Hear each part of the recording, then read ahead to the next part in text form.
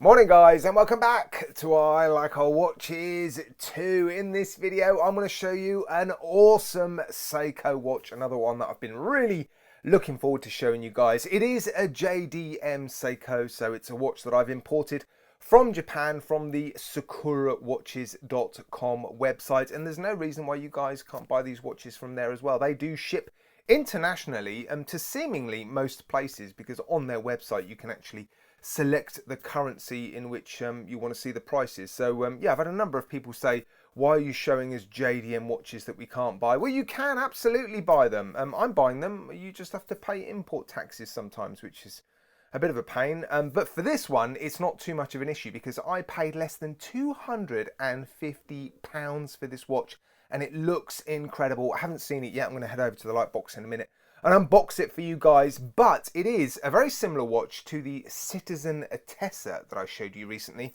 and this Longines, well, VHP, it's sort of similar to this in that it's a fairly accurate watch. Now I am going to do a comparison video between these two watches, and I was considering including this one because it is another super high accuracy watch. It's not accurate because of the quartz mechanism, it's accurate because it's another one of those radio controlled watches like this Citizen Attessa. But I have decided to leave it out of the comparison video because, well, these two watches are similarly priced at around £600, whereas this one is significantly cheaper. So in this video I'm just going to show you this incredible watch and run through all the things that it does, and yeah, I think you're going to like it, so stick around.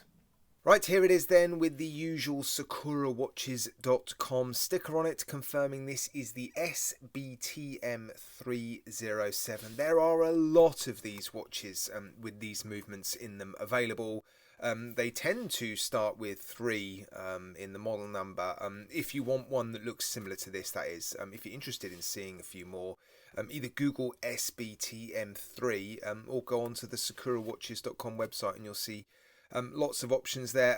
There is a link in the video description. It's not an affiliate link, it just takes you to their website. Right, let's get the watch out and take a look, I think. Right, there is the inner box, and they have supplied some instructions, and I've just checked, and there are English instructions, which are going to prove to be very useful because operating this watch isn't particularly straightforward. It's not overly complicated. It's actually very similar to the Citizen Attessa. I've just had a look through the instructions. But yeah, that is going to prove to be useful. Right, let's get it open and have a look at this thing. On the pictures, or in the pictures on the website, it looks really, really nice. But yeah, I haven't seen it in person, so let's get it out the bubble wrap. And there it is. Yeah, a little bit of detail on the dial. Really cool case shape. Actually, very similar in terms of yeah, sort of case shape and design to the Citizen Attessa, isn't it? The dials are obviously very different, different sizes, different bezels. But yeah, look at the ends of the cases, quite similar, and the bracelet's a little bit different. Right, let's get the plastic off and take a good look.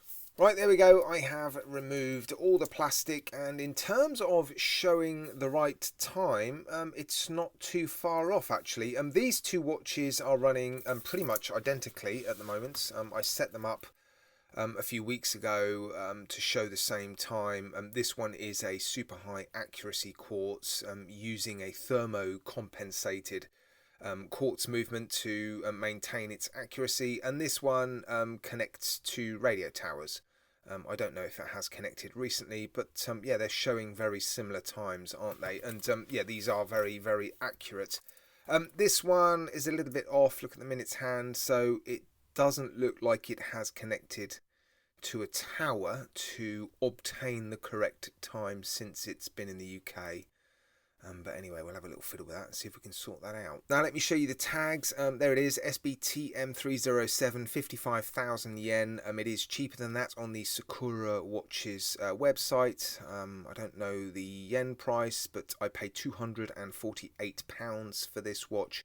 Sub $300, which I don't think is bad given how good it looks and the functionality it has, although I have noticed Oh, look at that. What a shame. Oh, that is a real disappointment. Something else I have noticed, and I've noticed it on a couple of watches recently that have come from Japan, is this little tag, super clear coating. And that is a coating on the crystal, not just an AR coating, but I believe it is a secondary coating, which makes it look like the crystal is basically invisible. And I have to say, I'm not in the light box, but away from the light box, this watch and the other watch that I saw with that tag on it, the crystals looked like they just weren't there. It looked like they'd just forgotten to put the crystals in and you were able to touch the dial. And they are sapphire, and they do have a blue AR coating look.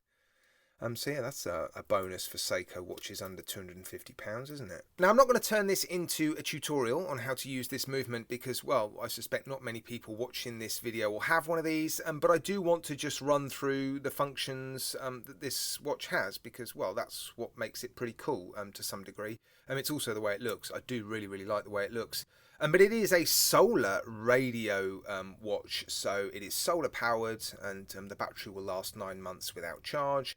And yeah, it connects to the radio towers to basically maintain its accuracy. It has an overcharge protection function, power save function, full auto calendar, so basically a perpetual calendar, and it has come accurately set, I should say, and it will maintain its date accuracy up to the year 2099. Automatic reception function, so it will reach out to those towers every night at around 2 AM. Forced reception function, so if, like me, you're struggling to get that reception in the night, you can force it to get that reception. Reception result display function, so you can see whether or not it has connected recently to the radio towers. Time difference correction function, it just corrects the time when it has reached one of the radio towers. Needle position automatic correction function, that indicates to me that the watch maintains needle accuracy, and needle would be the second hand. And it is running really accurately in terms of that second hand, which is such a relief. Yeah, it's bang on, isn't it? 100 meters of water resistance, around 121 grams, stainless steel, sapphire crystal, super clear coating, which I've already mentioned. And there is some loom, so let's take a look. Right, there it is, Seiko's proprietary loom. Yeah, looks pretty impressive, doesn't it? Certainly good enough for this watch. Right, here it is then on my roughly average 7¼ inch-ish wrist. Yeah, not too much weight in this at all. There's no automatic movement in there, obviously. Not a big watch either. I'll put all the dimensions in the video description. Fairly cheap, light clasp, but actually the bracelet seems nice. I don't think they are folded links. There's no evidence of creases or folds in these links. They do seem to be solid links and kept together with split pins, but not your standard cheap split pins. These are quite fancy, these ones.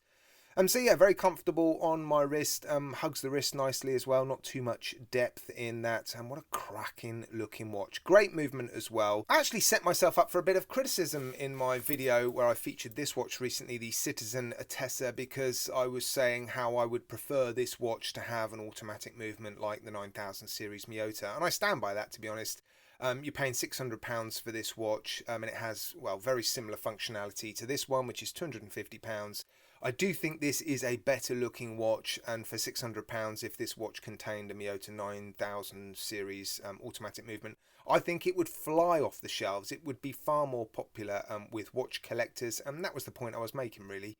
If Citizen wanted to sell this watch to watch collectors and watch enthusiasts, they're more likely to buy it with an automatic movement inside. But I still really appreciate the functionality of these fantastic set and forget watches, which is basically what these are, just as long as they connect to the radio towers, which isn't that likely in the UK, unfortunately. We're quite a long way away from the tower in Germany, but still incredible watch, this one. Fantastic value for money, probably the best value for money set and forget watch I've seen in the last 3 years.